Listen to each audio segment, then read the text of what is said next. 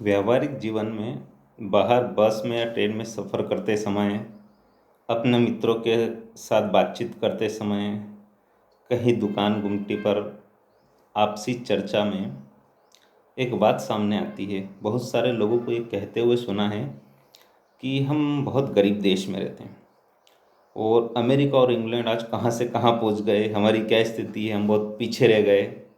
ऐसा जब अपने देश के प्रति सुनने में आता है तो स्वाभाविक रूप से मन में दुख होता है। इसलिए पिछले लगभग 1000 साल का इतिहास, या 1000 साल तो क्या, इससे भी बढ़कर कहें तो पिछले 2 से 3000 साल के इतिहास को समझने का प्रयास किया। पिछले 100 वर्षों से लगाकर 1000 वर्ष तक के इतिहास को जब देखा तो कुछ चौंकाने वाले रहस्य सामने आए। और उन रहस्यों में पिछले इतिहासकारों, कुछ महापुरुषों, कुछ साहित्यिक पुस्तकों का अध्ययन करने के बाद इतिहास के पन्नों की धूल को झटका तो बहुत सारी चीज़ें सामने आई, जिनको एक एक करके आपके सामने रखता हूँ। एक भारत के बारे में कहा जाता था कि भारत सोने की चिड़िया है। वास्तव में था। समुद्र मंथन से 14 रत्न निकले थे। ऐरावत हाथी, पांचजन्य शंख, कामधेनु गाय, अमृत, बहुत सारी चीज़ें निकली थी। हमारी संयुक्त परिवार प्रथा, हमारी आश्रम व्यवस्था, 4 पुरुषार्थ, भारतीय जीवन शैली, ये कुछ ऐसी चीज़ें थी जिसके कारण से इस देश को परम वैभव पर ले जाती थी। लेकिन इतना पर्याप्त नहीं है। किस देश की रीढ़ की हड्डी वहाँ की शिक्षा व्यवस्था होती है। इसलिए जब शिक्षा व्यवस्था पर ध्यान दिया तो दो विदेशी विचारक का ध्यान आया, मैक्स मुलर और लॉर्ड मैकाले। मैक्स मुलर ने भारत का अध्ययन करने के बाद अपने देश में जाकर के लिखा उसने कि भारत में, उत्तर भारत में हर 200 व्यक्ति पर एक गुरुकुल है, दक्षिण भारत में हर 400 व्यक्ति पर एक गुरुकुल है, और 80,000 गुरुकुल तो केवल पश्चिम बंगाल में है। आज का पश्चिम बंगाल, पूरा बंगाल, मतलब सारे आसपास के प्रांत मिला करके। तक्षशिला और नालंदा का नाम हम सब लोगों ने सुना ही है, जहां विश्व के विभिन्न देशों के लोग पढ़ने आते थे। और केवल संस्कृत नहीं सिखाई जाती थी, केवल वेद पाठ नहीं किया जाता था, बल्कि लगभग 18 विषय उन गुरुकुलों में पढ़ाए जाते थे। और उन गुरुकुलों की विशेषता ये थी कि एक भी दान या चंदा किसी से नहीं लिया जाता था। गांव की व्यवस्था गांव खुद करता था। यहाँ की शिक्षा व्यवस्था सुदृढ़ थी। विश्व के विभिन्न देशों के लोग भारत में पढ़ने आते थे। तो ध्यान सीधा जाता है कि हमारी आर्थिक स्थिति कमजोर रही होगी। लेकिन जब आर्थिक स्थिति का अवलोकन किया तो पता चला कि विश्व की कुल आमदनी का 27% उत्पादन अकेला भारत करता था। हैंसोंग, अल्बेरूनी, मैग्नेस्टिस की पुस्तक इंडिका, इन सब का अध्ययन किया तो पता पड़ा कि उन यात्रियों ने, उन विदेशी यात्रियों ने भारत का अध्ययन करने के बाद अपने देश में जाकर के जो लिखा, जो कहा, और उन्होंने ये कहा कि भारत के घरों में जिस प्रकार से अनाज भरा रहता है, ऐसे सोने के सिक्के भरे रहते हैं। और वहाँ के लोगों की इतनी फुर्सत नहीं कि उनको गिन ले, इसलिए वो तराजू से उसको तोलते हैं। इतना सोना भारत में था, धन्य धान्य से परिपूर्ण था। तो सीधा सा प्रश्न खड़ा ये होता है कि धन धान्य से के होने से कुछ नहीं होता है, खत्म हो जाएगा एक दिन अगर उसका सदुपयोग नहीं किया जाए। तो व्यापार व्यवसाय में हमारी स्थिति क्या थी? तो भारत के व्यापार की बात करें तो 33% व्यापार भारत अकेला करता था विश्व का, और केवल निर्यात करता था। स्वावलंबी देश था, देना देना काम था। किसी भी देश से कोई चीज मंगाई नहीं जाती थी, केवल निर्यात किया जाता था। विलियम डैग्निग ने भारत के बारे में लिखा है, भारतीय व्यापार के बारे में उसने लिखा कि विश्व के व्यापार का सर्वश्रेष्ठ व्यापार भारत करता था। कृषि प्रधान देश था तो कृषि की बात सामने आई जाती है। 6,600 प्रकार की प्रजातियां धान की भारत में पैदा होती थी। कपास की खेती का जिक्र तो हम सब लोगों ने इतिहास में पढ़ा ही है। साहित्य के मामले में भी हम पीछे नहीं थे। ऋग्वेद, यजुर्वेद, सामवेद, अथर्ववेद, चारों वेद, रामायण, महाभारत, उपनिषद, कई साहित्य हमारे पास थे। बात अगर ज्योतिष की करें, 27 नक्षत्र का ज्ञान भारत ने दिया। सूर्य और चंद्रमा की दूरी कितनी है, विश्व को भारत ने बताया। और अगर हम काल गणना की बात करें तो सबसे छोटी इकाई से लगाकर सबसे बड़ी इकाई तक, युगों तक इसकी गणना भारत में की। नासा ने थोड़े समय पहले कहा कि जो राम सेतु बना है वो 17.5 लाख वर्ष पुराना है। भारत ने लाखों वर्ष पहले ही दिया था।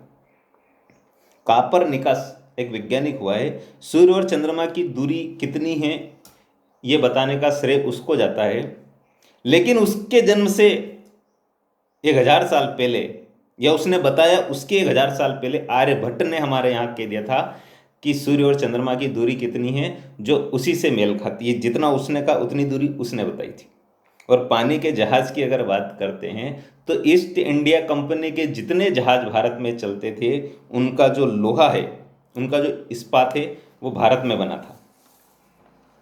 वो सारा का सारा इस्पात भारत से बनता था। विमान की अगर बात करें तो सब जानते हैं, मन की गति से चलने वाला पुष्पक विमान तक भारत के पास था। नौका में भारत श्रेष्ठ था। जिस वास्को डिगामा के बारे में कहते हैं कि जिसने भारत की खोज की, वो खुद भारत की नाव देखने के लिए, कैसी नाव बनाते हैं ये देखने के लिए भारत आया था।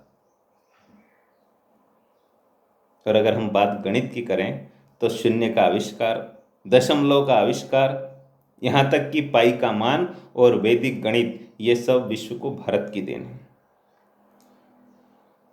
धातु विज्ञान की बात करते हैं, 1840-42 के आसपास वेलवन वो लिखता है कि विश्व का सबसे बढ़िया जो लोहा है वो भारत में बनता है। विदेशी विचारक कहता है, मैं नहीं कह रहा हूं। दिल्ली का लौह स्तंभ हम सब लोगों के सामने आज उसका प्रत्यक्ष उदाहरण है। और वस्त्र उद्योग की अगर बात करते हैं तो ढाका की मलमल, ये नाम सबने सुना है। और उसके बारे में मैं नहीं कहता हूं, विलियम बोर्ड कहता है। और वो क्या लिखता है, वो लिखता है कि 15 गज का जो थान रहता है उसका वजन 100 ग्राम से भी कम होता था। 17 गज का जो थान आता था उसको रिंग के अंदर से उसकी घड़ी करके हाथ की जो अंगूठी रहती है, रिंग रहती है, उसके अंदर से निकाल सकते, इतना मुलायम कपड़ा होता था। ढाका की मलमल को तो माचिस के डिब्बे में रखते थे लोग, इतना मुलायम कपड़ा भारत में पैदा होता था। और शिल्पकला की अगर बात करते हैं तो एलोरा और अजंता और खजुरा आज भी लोग घूमने जाते हैं, उसको प्रत्यक्ष देख सकते हैं। स्थापत्य कला का उदाहरण कोणार्क का मंदिर, और जहाँ स्वामी विवेकानंद की का शिला स्मारक सब लोगों के सामने है ही। और आयुर्वेद की अगर बात करते हैं तो संजीवनी बूटी का नाम सब लोगों को ध्यान में आ जाता है। गणेश हाथी की गर्दन काट करके इंसान की गर्दन बिठा देना, ये विश्व की पहली प्लास्टिक सर्जरी भारत में हुई। नकुल और सहदेव का जन्म किस प्रकार हुआ है दुनिया जानती है।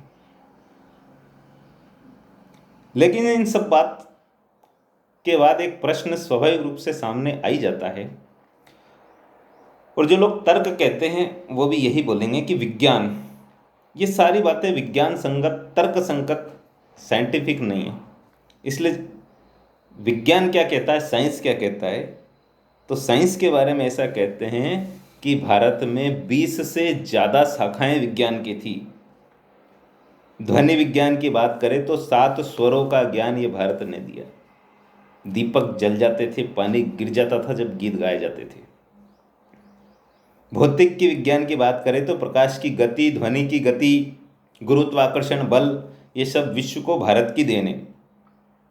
जीव विज्ञान की बात करें तो 84 लाख योनियों का ज्ञान ये भारत ने दिया है। पशु पक्षियों की बोली का अध्ययन भारत में हुआ है। वनस्पति विज्ञान की अगर बात करते हैं तो पौधों में, पेड़ों में जीव होता है, जगदीश चंद्र बसु ने सिद्ध किया। रसायन में नागार्जुन का नाम हम सब लोग जानते ही हैं। विज्ञान के मामले में हम पीछे नहीं थे। भारत जो है, जो कहावत कहते हैं लोग कि सोने की चिड़िया था, विश्व गुरु था, दूध दही की नदियाँ बहती थी, दूध दही की नदियाँ बहती थी, इसका मतलब खेती इतनी होती थी कि लाखों हजारों टन अनाज घर में भरा हुआ रहता था। लेकिन कालांतर में मुगलों के कारण, या यूँ कहे कि अंग्रेज आगमन के कारण से हमारा शोषण हुआ, हमारी शिक्षा व्यवस्था में परिवर्तन हुआ, आर्थिक स्थिति में कुछ परिवर्तन आया, उसके कारण हमारी स्थिति बनी है।